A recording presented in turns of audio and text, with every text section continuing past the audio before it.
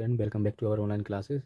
तो आज जो हम सीखेंगे कि अंडर रूट टू जो है एक अपरिमेय संख्या कैसे। देखिए, अपरिमेय संख्या क्या होती है जिनको हम भिन्न के रूप में नहीं लिख सकते, है ना, इनको फ्रैक्शंस में हम नहीं लिख सकते, वो क्या रहती हैं, हमारी अपरिमेय संख्याएं रहती हैं, है ना। ये परिमेय संख्याओं की जस्ट अपोजिट होती हैं। मतलब परिमेय संख्या क्या होती हैं, जिनको हम पी बटा क्यू रूप में लिख सकते हैं उसे हम क्या बोलते हैं, परिमेय संख्या बोलते हैं। और जिनको हम पी बटा क्यू रूप में नहीं लिख सकते उन्हें हम क्या बोलते हैं, अपरिमेय संख्या। पी बटा क्यू का मतलब क्या है, एक फ्रैक्शन।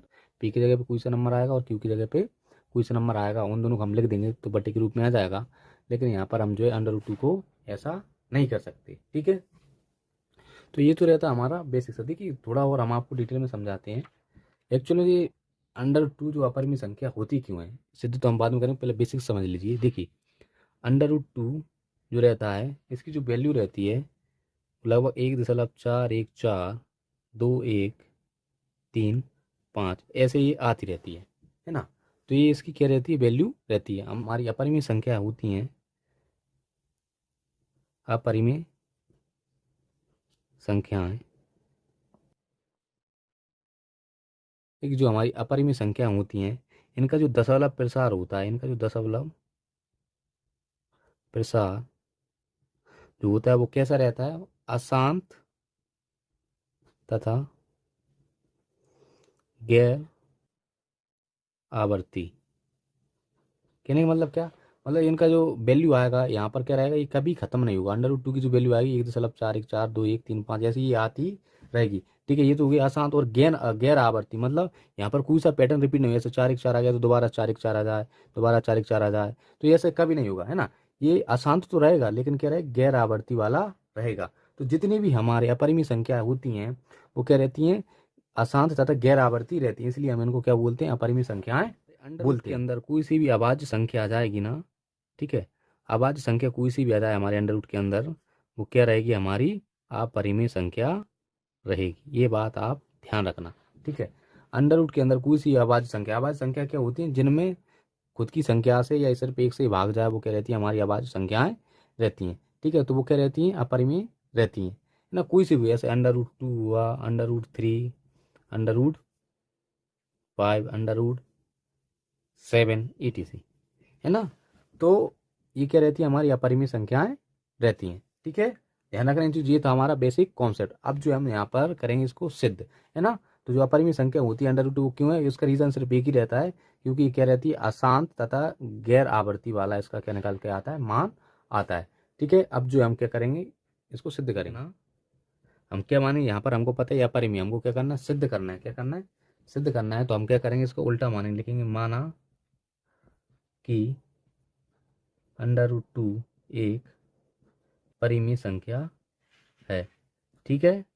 ये हम इसमें लिखेंगे, माना कि अंडर रूट टू एक परिमेय संख्या है। हमने इसकी जस्ट उल्टा माना, क्यों माना है, क्योंकि हमें इसको प्रूव करना है। अब देखिए, अगर ये परिमेय संख्या है तो हम इसको किस फॉर्म में लिख सकते हैं, इसको हम ए बटा बी रूप में लिख सकते हैं। मतलब इसको हम फ्रैक्शंस में लिख सकते हैं। परिमेय संख्या क्या होती है, जिनको हम पी बटा क्यू या ए बटा बी कोई सी भी रूप में हम उनको लिख सकते हैं, मतलब भिन्न में हम उनको लिख सकते हैं। देखिए, ए बटा बी, यहाँ पे ए का मान कुछ रख दीजिए और बी का मान जीरो के अलावा कुछ भी रख दीजिए, तो यहाँ पे क्या बनेगा, एक भिन्न बनेगा। तो यहाँ पर देखना, ये आपको करना है। तो यहाँ पर जो ए और बी हैं हमारे, ए और बी सहअभाज्य संख्याएं, क्या है, सहअभाज्य संख्याएं। अब देखिए, सहअभाज्य संख्याएं क्या होती हैं, वे संख्याएं जिनका एचसीएफ कितना होता है, एक होता है, या फिर उनका ओवेनएस गुणनखंड कितना होता है, एक होता है, उनको हम क्या बोलते हैं, सहअभाज्य संख्याएं बोलते हैं। जैसे कि हमारा 2 और 3, तो यहाँ पर देखना 2 और 3 का एचसीएफ कितना आएगा, एक आएगा। मतलब ये 2 और 3 है, इनमें सिर्फ एक से ही भाग जाएगा और किसी संख्या से भाग नहीं जाएगा। तो यहाँ पर हमने अंडर रूट टू को किसके बराबर मान लिया, ए बटा बी के बराबर मान लिया। और यहाँ पर हमने लिख दिया ए और बी क्या है, हमारी सहभाज्य संख्याएं हो। और हमेशा ध्यान रखना, जो बी की वैल्यू है वो जीरो के कभी भी बराबर नहीं आएगी। अगर जीरो के बराबर आ गई तो वो क्या हो जाएगा, हमारा अपरिभाषित हो जाएगा, है ना। जीरो के अलावा यहाँ पे बी की वैल्यू कुछ भी रख दीजिए। हालांकि आप ए की वैल्यू जीरो रख सकते हो, 0 1 2 3, लेकिन बी की वैल्यू हम जीरो नहीं रखेंगे, ठीक है। यहाँ पर क्या हमारा अंडर रूट टू है, तो हम यहाँ पे क्या करेंगे, जो रूट होता है टू के ऊपर जो रूट है, ठीक है, इसको क्या करेंगे, हम हटाएंगे। तो रूट को हटाने के लिए हम क्या करते हैं, वर्ग करते हैं। तो क्या करेंगे, यहाँ पे लिखेंगे वर्ग करने पर। तो यहाँ पर दोनों हम वर्ग करेंगे तो क्या आएगा, अंडर रूट टू का स्क्वायर बराबर में क्या आएगा, ए अपॉन बी का होल स्क्वायर, ठीक है। स्क्वायर कर दिया हमने। अब देखिए, आपको पता है वो स्क्वायर से क्या होता है, अंडर रूट कट जाता है। तो यहाँ पर क्या बचेगा 2, और यहाँ पर क्या बचेगा ए स्क्वायर अपॉन का आ जाएगा बी स्क्वायर। ठीक, अब यहाँ पर देखना, अब यहाँ पर बी स्क्वायर का हम क्या करेंगे क्रॉस मल्टीप्लाई, तो क्या आएगा 2b² अपॉन सॉरी बराबर में क्या आएगा ए स्क्वायर। बी स्क्वायर का इधर क्रॉस मल्टीप्लाई किया तो यहाँ पर क्या बचेगा ए स्क्वायर बचेगा। जो भाग वाली संख्या होती है तो बराबर की उस तरफ में जाती है, किस में पहुंचती है गुणा में, तो बी स्क्वायर किस गुणा में पहुंच गया, 2 के गुणा में पहुंच गया। अब बी स्क्वायर को हम ऐसे रखेंगे, ए स्क्वायर के अपॉन में क्या आ जाएगा 2, यहाँ पर ही गुणा में था तो क्या आ जाएगा भाग में आ जाएगा। तो यहाँ पर देखना हम क्या ऑब्जर्व कर पा रहे हैं कि यहाँ पर ए स्क्वायर जो है किससे विभाजित है, 2 से विभाजित है। किससे विभाजित हो रहा है, 2 से विभाजित हो रहा है। तो हम यहाँ पर लिखेंगे अगर ए स्क्वायर 2 से विभाजित हो रहा है तो ए भी किससे विभाजित होगा, 2 से। मतलब एक ही जगह आप मान के चलिए आपने 2 रखा, एक ही जगह पे एक ही जगह पे हमने 2 रखा, तो 2 का स्क्वायर अपॉन 2 क्या आएगा 4/2, तो 2 से 2 कट जाएगा, ये 2 बार आ जाएगा। ठीक है, तो यहाँ पर अगर मैं ए की वैल्यू क्या रखता हूँ, ए की वैल्यू मैं 2 रखूँ तो कितना आएगा 4, 4 में 2 से भाग चला जाएगा, और फिर ए की वैल्यू क्या है 2, तो 2 से भी ये 2 कट जाएगा। ठीक है, सिंपल। तो यहाँ पर हम लिखेंगे क्या लिखेंगे, चूंकि ए स्क्वायर 2 से विभाजित है ना, ए का जो भी मान आएगा उसमें 2 से भाग जाएगा। ए स्क्वायर 2 से विभाजित है, इसलिए ए भी 2 से विभाजित होगा, है ना। जब ए स्क्वायर में उसका भाग जाएगा तो ए की वैल्यू में भी किससे भाग चला है, 2 से भाग चला जाएगा।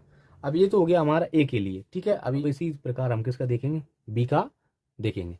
तो चलिए अब बी का देखने के लिए हम क्या करेंगे, देखिए यहाँ पर अब ऐसे हमने यहाँ पे ए स्क्वायर में किससे विभाजित हुआ, 2 से हुआ है, तो अब ऐसे ही हम क्या करेंगे बी स्क्वायर में किसी संख्या से भाग दिलवाएंगे। तो यहाँ पर हमको ए की वैल्यू कुछ रखना पड़े, तो यहाँ पर लिखते हैं ए बराबर 2c रखने पर, ए बराबर 2c रखने पर, यहाँ पर सी कोई सी पूर्णांक है ना, मतलब कोई सी भी संख्या हो सकती है। तो यहाँ पर देखना, इसको हम समीकरण 1 दे देते हैं, समीकरण 1 से, समीकरण 1 से क्या है हमारा 2b² और ए स्क्वायर है। ठीक है, 2b² ऐसे रहेगा, ए स्क्वायर की जगह हम क्या रख देंगे, स्क्वायर की जगह क्या रख देंगे हम 2c, और इसका क्या जाएगा स्क्वायर, 2c का स्क्वायर। अब यहाँ पर हम करेंगे इसको 2b² ऐसे रहेगा, तो 2 का स्क्वायर क्या हो जाएगा 4, और c का स्क्वायर क्या जाएगा c²। अब यहाँ पर देखना b² ऐसे ही रहेगा, 2b² ऐसे रहेगा, और 4 यहाँ पर क्या जाएगा नीचे आ जाएगा, और बराबर में क्या रहेगा c²। 2 से ही कट जाएगा 2 टाइम, तो यहाँ पर क्या जाएगा b² अपॉन 2 बराबर c²। अब यहाँ पर आप देखिए क्या ऑब्जर्व कर पा रहे हो आप, यहाँ पर देखिए यहाँ पर ए स्क्वायर में भी 2 से भाग चला गया और बी स्क्वायर में भी 2 से भाग चला गया, मतलब इनका एक ओवरनेस गुणनखंड दूसरा निकल के आ गया, वो क्या है 2 है। क्या है 2, वैसे कितना था इनका 1 था, है ना। तो इससे क्या सिद्ध होता है कि यहाँ पर जो ए और बी है, ए और बी जो है इनका एक ओवरनेस गुणनखंड क्या है, एक 2 भी निकल के आ रहा है। लेकिन ये क्या है हमारी त्रुटिपूर्ण कल्पना है ना, ये हमारे गलत मानने से ये आया है ना। अब यहाँ पर हम लिख देंगे कि यहाँ पर b² 2 से विभाजित है, इस प्रकार बी भी 2 से विभाजित होगा। क्या, चूंकि b² 2 से विभाजित है, इसलिए बी भी 2 से विभाजित होगा।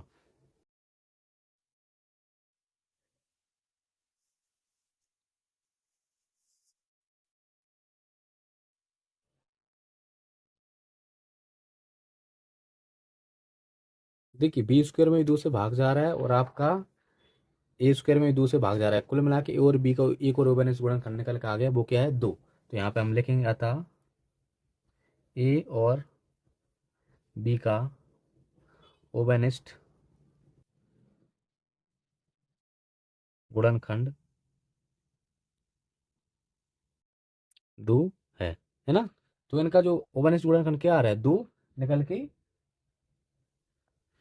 आ रहा है। लेकिन ये क्या है हमारी त्रुटिपूर्ण कल्पना है, हमने यहाँ पे देखा था इनका ओवरनेस गुणनखंड कितना है, एक ही आया, क्योंकि सहअभाज्य संख्या थी, तो सहअभाज्य संख्याओं का जो ओवरनेस गुणनखंड या एचसीएफ जो होता है वो एक ही होता है।